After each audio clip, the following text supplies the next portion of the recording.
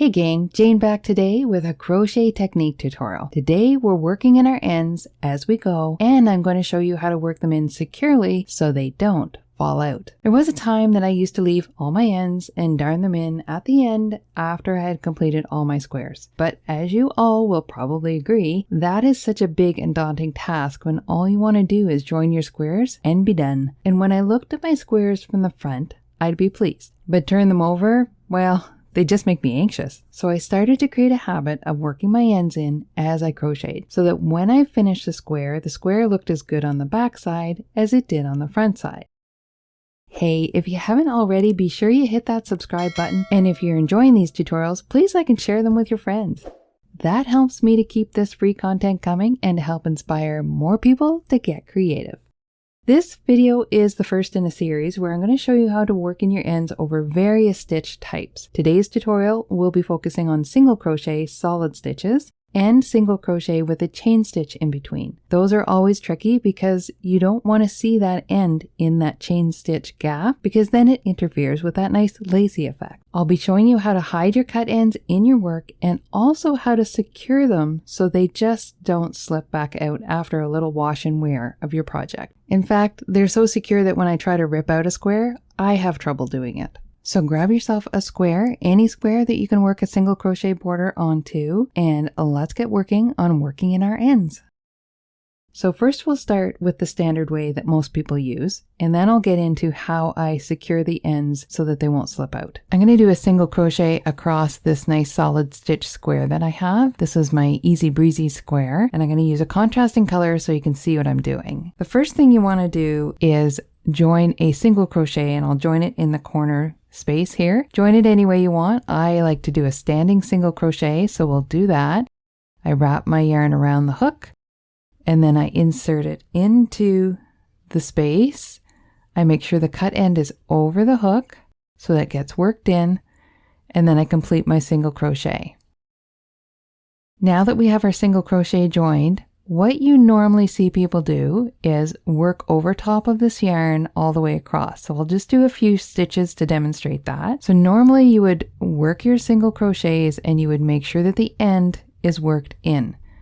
So when you put your hook into the stitch, it goes under the cut yarn as well. And then you complete your stitch and this gets worked in. So it's worked right into the center and you can't see it on the front or the back. Let's work a few more stitches of that just so you can see what I'm going to explain here. So I worked it in 6 stitches. Well, actually 5 because you didn't have it in the first one. But there isn't anything holding it in there other than these stitches. So let me take my hook out.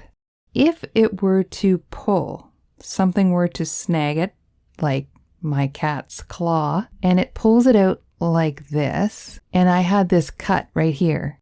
There's nothing holding it in there, and it could just go like this. Whoop, right out.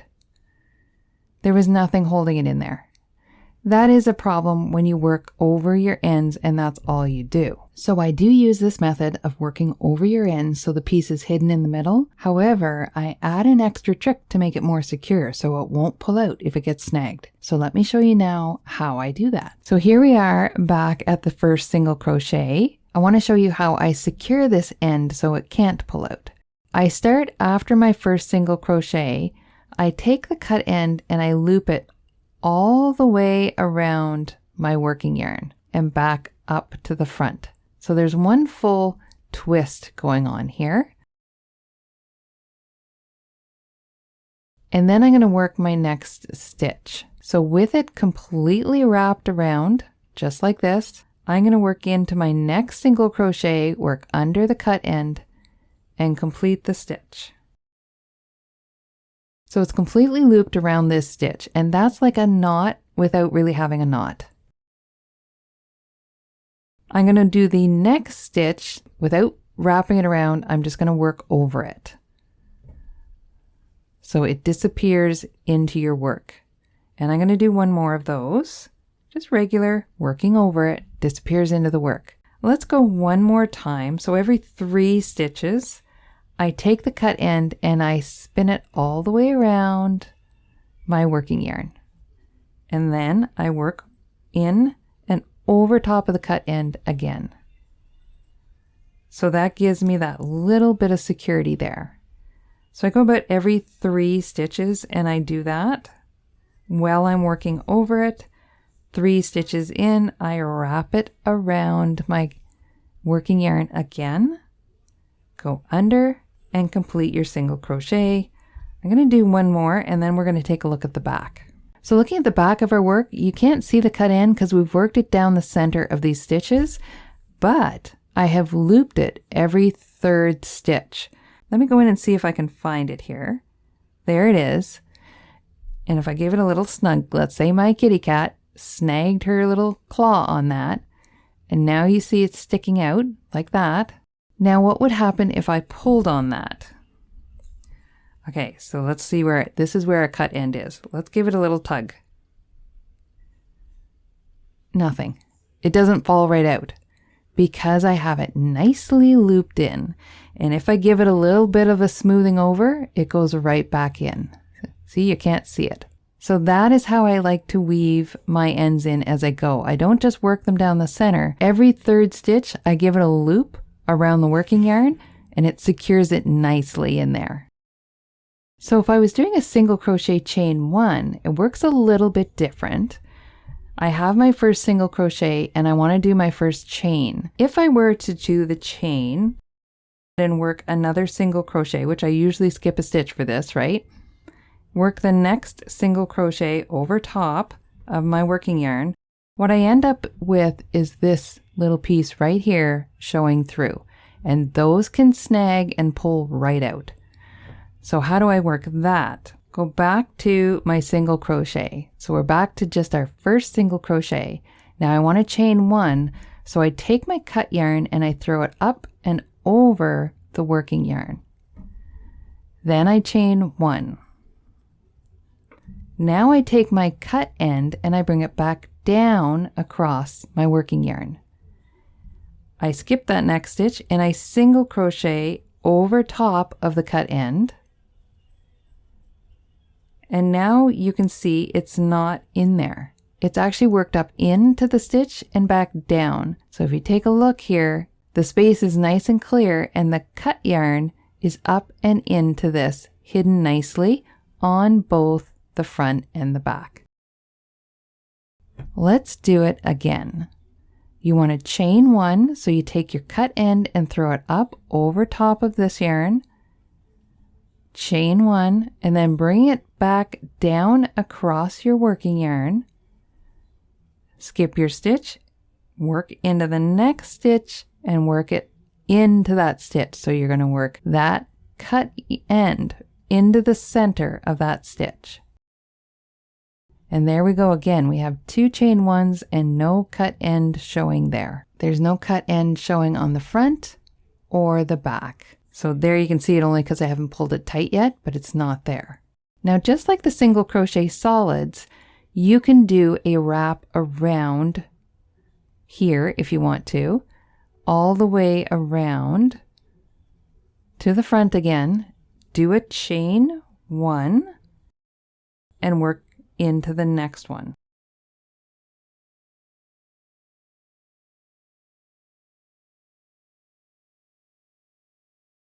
So it's actually knotted up in there this time. And then again, bring it back up to the top, chain 1, bring it back down to the bottom, skip a stitch and single crochet. So this is the stitch that it wrapped around in, and it's in the middle of the stitches so you can't see it. And then we went ahead and did it normal where we just tossed it up across the yarn, did a chain 1 and brought it back down across the working yarn right there, skipped our stitch and worked into our next one. Now you don't have to do the full wrap part on this one if you don't want to, because the weaving into the chain 1 already gives it a little more security than the regular method does. But if you want to, it just gives you that extra level of safety knowing that your end won't slip out. Now let's take a look at this. Here's your front and here's your back. Let's go in and actually find where that yarn is, which I have to admit it's pretty tricky. I think that's it right there. If it's snagged, yeah, because that comes out, that's got to be it. And it doesn't even want to stay snagged. If it's snagged like that, and you're like, oh, it's going to pull out the end, I can't pull it out. I can get some snaggy going on there, but I can't get it out. See, it's here. And even pulling on that doesn't pull my snag back in, but pulling on the work itself will pull the snag back in. It's so worked into your stitches that it's become part of your stitches. That is how I weave them in, so that they are in there and they are secure.